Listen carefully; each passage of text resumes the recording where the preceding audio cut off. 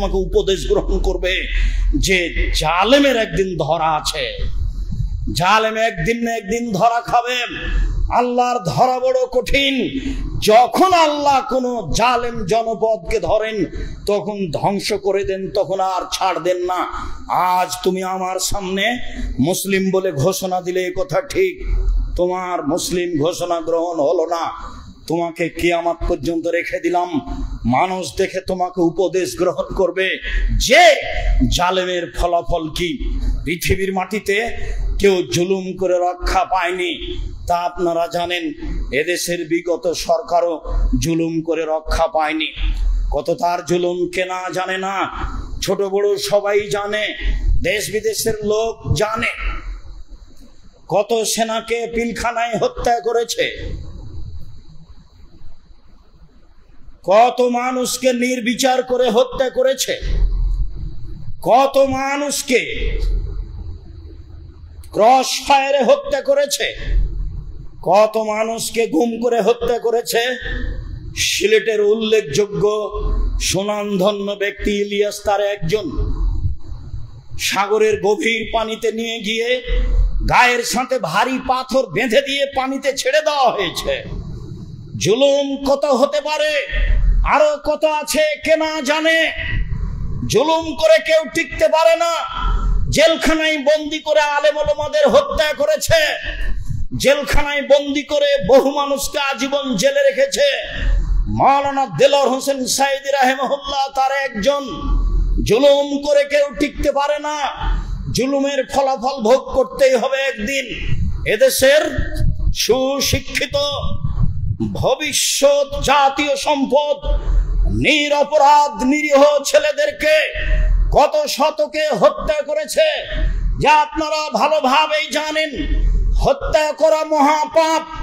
মহান আল্লাহ বলেন, ওমাইয়াকতুল মুমিনান মুতাআম্মিদা, কেউ যদি বিশ্বাসী একজন মুসলিম পুরুষকে হত্যা করে তাহলে তার ফলাফল জাহান্নাম, খালেদান ফিহা, তাকে চিরদিন জাহান্নামে থাকতে হবে। ওয়া লানাহু, তার প্রতি আল্লাহ অভিশাপ করেছেন। ওয়াদাল্লাহু লাহু আযাবান আযীমা, আল্লাহ তার জন্য বড় শাস্তি ঘোষণা দিয়েছেন। মহান আল্লাহ বলেন, মান কাতালা নাফসান বিগাইরি নাফসিন, কেউ যদি কোন মানুষকে অন্যায় ভাবে হত্যা করে থাকে, কান্নামান কাতালান নাসা জামিয়া, সেজন্য একজন মানুষকে হত্যা করে সারা পৃথিবীর মানুষকে হত্যা করলো। এই কথা আল্লাহ তাআলা বলেন। এমন কথা মুহাম্মদ সাল্লাল্লাহু আলাইহি সাল্লাম বলেন। এমনিতে আল্লাহ বলেছেন খুনের বদলে খুন, রাসূল সাল্লাল্লাহু আলাইহি সাল্লাম বলেছেন একজনকে খুন করতে গিয়ে যদি হাজারো জন অংশগ্রহণ করে সবাইকেই খুন করতে হবে। এটা আল্লাহর বিধান, এটাই রাসূল সাল্লাল্লাহু আলাইহি সাল্লামের বিধান। আবার স্বৈরাচারী শাসকের ব্যাপারে মুহাম্মদ সাল্লাল্লাহু আলাইহি সাল্লাম বলেন, সাইয়্যিদুশ শুহাদা হামজা ইবনে আব্দুল মুত্তালিব, শহীদদের সর্দার হচ্ছেন হামজা ইবনে আব্দুল মুত্তালিব।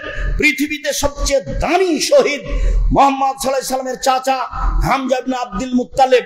এরপরে ওইরকমই দামি ওই ব্যক্তিও মান কামা ইলা কামারিন জায়ের ফামারাহুন্নাহু ফাকাতালাহু, যে ব্যক্তি স্বৈরাচারীর পাশে দাঁড়ালো, তাকে হক কথা বললো, স্বৈরাচারী শাসক তাকে হত্যা করলো, এই ব্যক্তি হচ্ছে হামজা ইবনে আব্দুল মুত্তালিবের সাথে। এই কথা মুহাম্মদ সাল্লাল্লাহু আলাইহি সাল্লাম বলেন, হাদিস সহিহ। কত জুলুম করেছে সবাই জানে। দেশের উন্নয়নের নামে কত শত কোটি বেহিসাব টাকা বাইরে পাঠিয়েছে। এই দেশের শত কোটি টাকা খরচ করে মূর্তি ও ভাস্কর্য নির্মাণ করেছে, কে না জানে না, সবার জানা আছে। জুলুম করে মানুষ রেহাই পায় না, শতাব্দী তার প্রমাণ, মানুষ তার প্রমাণ। পরবর্তীতে বিচার হবে যা হবে। আমি বলছি জুলুমের ফলাফল তো মানুষকে ভোগ করতেই হবে। যারা সমাজের দেশের দায়িত্ব পালন করবে তাদের জন্য, অন্তত বাংলাদেশের জন্য 1 নম্বর জরুরি কাজ হবে এদেশের যে আপনার রয়েছে জাতীয় সঙ্গীত রয়েছে, এটাকে প্রথমে বাতিল করতে হবে। যতবার রবীন্দ্রনাথ ঠাকুর বলেছে ওমা তোমার আকাশ তোমার বাতাস, ততবার ঠাকুর বলেছে ও কালিমা তোমার আকাশ তোমার বাতাস। তাই আমি আজ থেকে নিয়ে 30 বছর আগেও বলেছি, তার বাপের আকাশ, এটা আল্লাহর আকাশ। কি করে ঠাকুর বলতে পারে? আমার দুধের সন্তান কি করে প্রতিষ্ঠানে গিয়ে বলতে পারে ওমা তোমার আকাশ তোমার বাতাস, ও কালিমা তোমার আকাশ তোমার বাতাস? এটা ঠাকুর বলতে পারে। আমি মুসলিম চিরনবীর মরণকে করি না ভয়, মরলে শহীদ বাঁচলে গাজী আমার উভয় সমান। আমার আর পরোয়া কি? কাজেই আমার সব সময় সমান। আমার ছেলে মুখে এই সঙ্গীত বলতে পারে না, ঠাকুরের আল্লাহকে আমার সন্তান বড় বলতে পারে না। ঠাকুরের আল্লাহ কালিমা।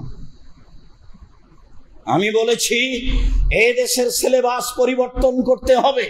সিলেবাস পরিবর্তনের কথা বলতে গিয়ে বলেছি 1971 সাল থেকে কোনো শিক্ষিত মানুষ শিক্ষামন্ত্রী হয়েছে তা আমার জানা নাই। বর্তমানে যে সব বই পুস্তক আছে সেইগুলি টয়লেট পেপার হিসেবে ব্যবহার করতে হবে, এই কথা আমি আজ থেকে নিয়ে 25-30 বছর আগে বলেছি। আপনিও পড়ে দেখলে আপনার বিবেচনা তাই আসবে। এদেশের সিলেবাসে কোরআন মাজিদ শিক্ষা বাধ্য থাকতে হবে। এদেশের শতকরা 95 জন মুসলিম। বলছিলাম সম্মানিত দিনী ভাই বোন, এই দেশে এমন একটি সংবিধানের ধারা থাকতে হবে, কখনো এদেশের যারা দায়িত্ব পালন করবে তারা শরীয়ত বিরোধী কোনো কর্মকাণ্ডের সিদ্ধান্ত নিতে পারবে না। সাথে সাথে এই দেশে কখনো কোনোদিনও ছাত্র রাজনীতি থাকবে না। ছাত্র আন্দোলন আর ছাত্র রাজনীতি দুটো এক নয়। শিক্ষা করতে গিয়ে শিক্ষা নিতে গিয়ে আন্দোলনের নামে জাতির ক্ষতি করবে তা হতে পারে না। শিক্ষার মাঠে রাজনীতি টোটালি বন্ধ করে দিতে হবে। ছাত্র আন্দোলন আর ছাত্র রাজনীতি এক নয়। সাথে সাথে আরো যেটা বলছিলাম, কখনো কোনোদিনও ইলেকশন দিয়ে নেতা নির্বাচন হবে না, সিলেকশন দিয়ে নেতা নির্বাচন করতে হবে। কয়েকজন বুদ্ধিজীবী মানুষ বসে সরকার নির্বাচন করবেন যা ঘোষণা করেছিলেন অর্ধ পৃথিবীর খলিফা কুশাগর বুদ্ধিজীবী রাজনীতিবিদ ওমর, অর্ধেক পৃথিবীর নেতা কুশাগর বুদ্ধিজীবী রাজনীতিবিদ ওমর বলেছিলেন, শোনো 6 জন মানুষকে নির্ধারণ করছি, 6 জন মানুষ বসে একজন নেতা নির্বাচন করবে। এ কথাই ঠিক। চিরদিনের জন্য এই মাটিতে মূর্তি তৈরি বন্ধ করতে হবে। পক্ষান্তরে যত মূর্তি আছে, যত ভাস্কর্য আছে মুসলিম দেশে, এই মূর্তি ভাস্কর্য থাকতে পারে না। মূর্তি ভেঙে দেওয়া নবীদের চরিত্র, মূর্তি ভেঙে দেওয়া সাহাবীদের চরিত্র। ইব্রাহিম আলাইহিস সালাম বললেন, তাল্লাহে লা সুমান্না তাল্লাহে লা কিদান্না আসলামাকুম, শোনো আমার বাপের সাথে যারা রয়েছে আমি তোমাদের মূর্তিকে ভেঙে চৌচির করে দেব। ফাজালাহুম দুদাদা, ইব্রাহিম আলাইহিস সালাম মূর্তিগুলিকে টুকরা টুকরা খান খান করে দিলেন। আব্দুল্লাহ ইবনে মাসউদ রাদিয়াল্লাহু তাআলা আনহু বলেন, দাখালা মুহাম্মদ সাল্লাল্লাহু আলাইহি সাল্লাম কাবাতা ওয়া হাওলাল কাবা সিত্তুনা সালাসা নসব। যখন আল্লাহর নবী কাবা ঘরে ঢুকলেন তখন কাবাতে উঠো এবং প্রত্যেক প্রাণী হতে এক জোড়া করে নিয়ে নাও। এই কথা বলার পরে তিনি বলছেন, বিসমিল্লাহি মাজরিহা ওয়া মুরসাহা ইন্না রাব্বি লাগাফুরুর রহিম। নিশ্চয় এই নৌকার চলা, এই নৌকার থেমে যাওয়া আমার প্রতিপালকের আদেশে হয়ে থাকে। অতএব তিনি বড় ক্ষমাশীল, তিনি বড় দয়াশীল।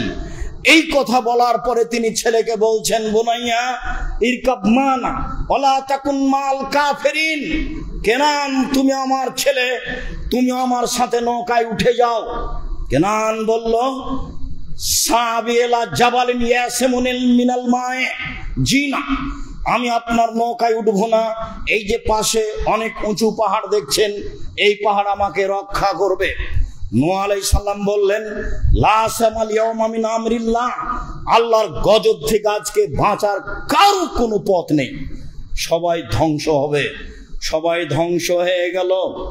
জুলুম করে টিকা যায় না বেশি দিন, এক পর্যায়ে ধ্বংস হয়ে যায়। এ কথাই ঠিক, যা ইতিহাসের পাতাতে বহু হয়েছে।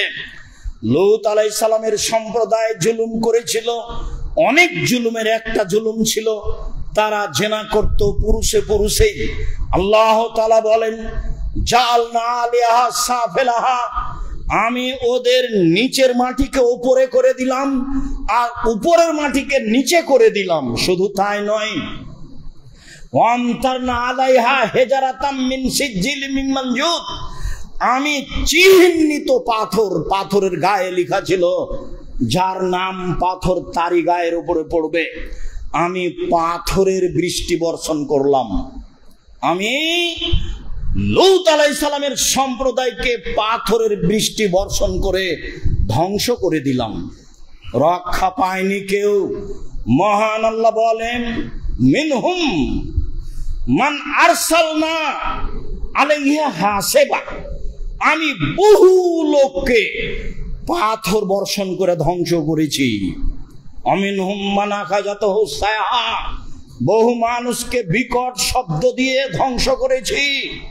অমিনহুম মান খাসাফনা বিহিল আরজা, বহু মানুষকে আমি মাটিতে ধসিয়ে দিয়ে ধ্বংস করেছি। অমিনহুম মান আখাজনা অমিনহুম মান আগরাকনাল আরজা, অনেককে আমি পানিতে ডুবিয়ে দিয়ে ধ্বংস করেছি। চলেন দেখি ধারাবাহিকভাবে আরো দিয়ে একটি ধ্বংস। মহান আল্লাহ বলেন,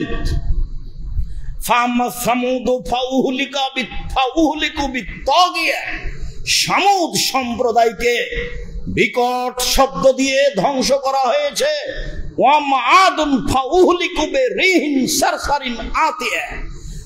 আর আদ সম্প্রদায়কে বিকট শব্দের অতীব ঠান্ডা ঝঞ্ঝা বায়ু দিয়ে ধ্বংস করা হয়েছে।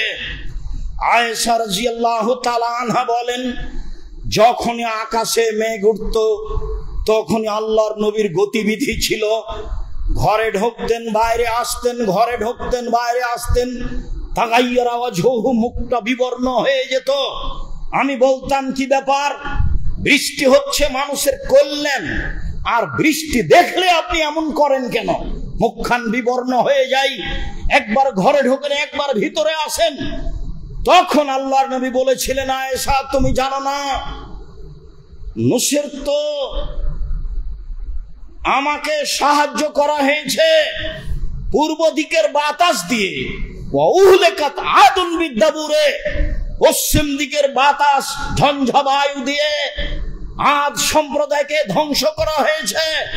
যখনই আকাশে মেঘ উঠে তখন আমার ভিতরে সব সময় আশঙ্কা কাজ করে, না জানি এইটা বৃষ্টি নয়, এইটা হয়তো বা গজব। আদ সম্প্রদায়ও বলেছিল, এই তো বৃষ্টি আমাদের সামনে আসছে, এখন বৃষ্টি হবে। তারা তো বৃষ্টি দেখেছিল, বৃষ্টির কথা বলেছিল, আসলে তা বৃষ্টি ছিল না, তা ছিল বাতাস।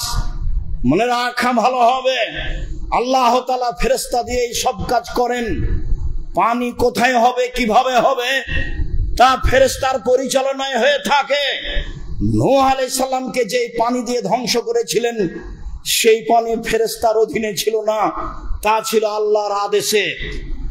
আদ সম্প্রদায়কে যেভাবে ধ্বংস করা হয়েছিল ঝঞ্ঝা বায়ু বাতাস দিয়ে, তা ফেরেশতার অধীনে ছিল না, তা ছিল আল্লাহর আদেশে। কত জোরে বাতাস ছিল তা মানুষ জানে না। তা ছিল 7 দিন 8 রাত হুসুমান ধারাবাহিকভাবে চলতেই থেকেছে।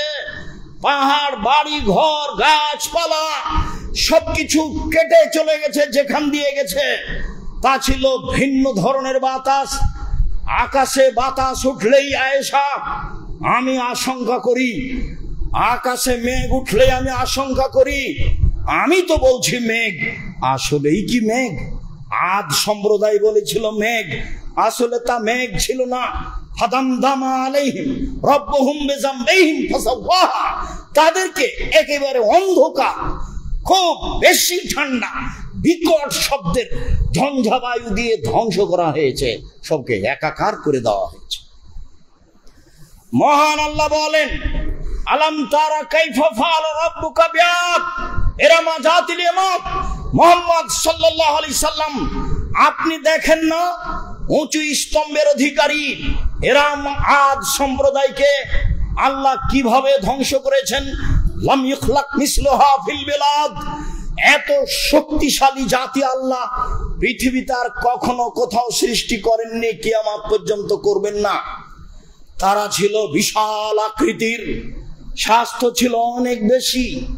হয়তোবা মিশরের পিরামিড এরাই তৈরি করে হতে পারে। কে করেছে, কিভাবে করলো মানুষ জানে না।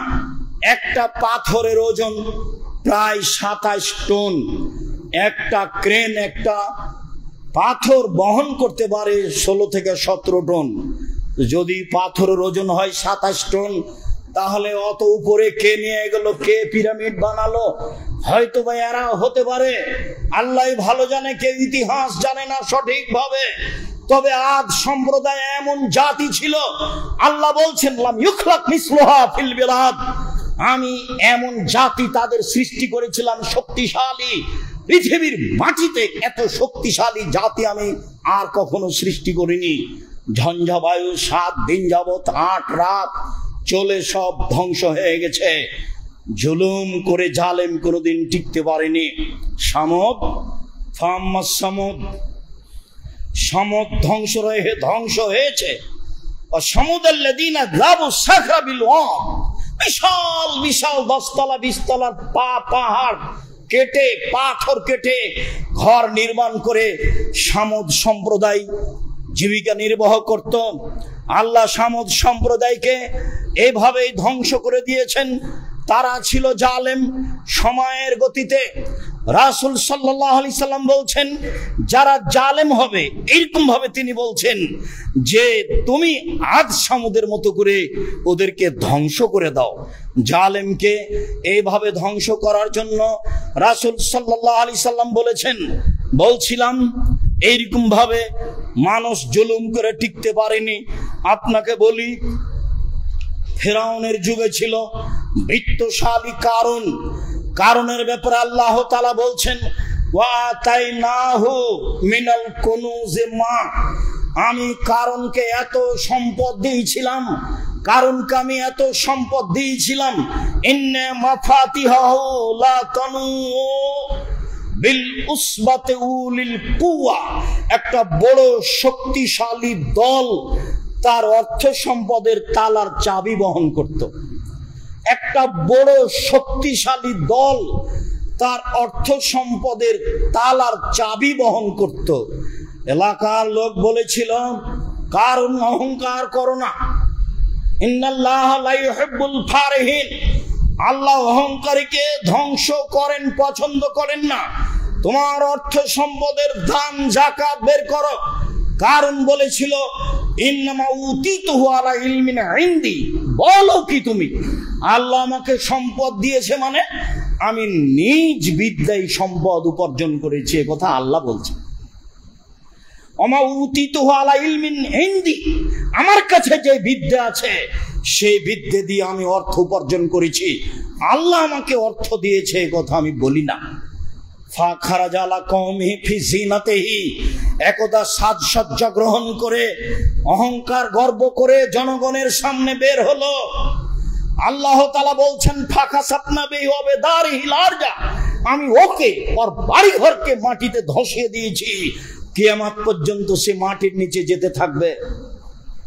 যখন আমরা মিশরে বহায়রা কারণের বিল দেখতে গেলাম, যেখানে ও ধসে গেছে বলে বলা হয়, তার প্রশস্ততা হতে পারে 1.5 থেকে 2 কিলো আর লম্বা হচ্ছে প্রায় 50 কিলো।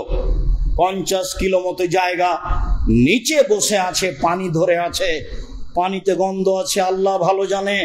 3000 3500 বছর আগেকার কথা, এমনটা হতেও পারে। তবে ও জুলুম করার কারণে মাটিতে ধসে গেছে, এটা আল্লাহ বলছেন। এ কথা আল্লাহর নবী বলছেন। ধসে যাওয়া সত্য, জুলুমের ফলাফল ভোগ করতে হবে, এ কথাও সত্য। চলেন দেখি কারণে ফেরাউনের জুলুমের একটা অংশ, ইযাবহুনা আবনাহুম ওয়া ইস্তাহুনা নিসাহুম, জনগণের সন্তানকে জবে করত আর মেয়েদেরকে জীবিত রাখত। এইটা ছিল একটা জুলুম ফেরাউনের।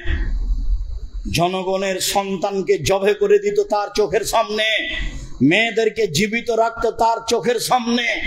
এইটা ছিল ফেরাউনের একটা জুলুম।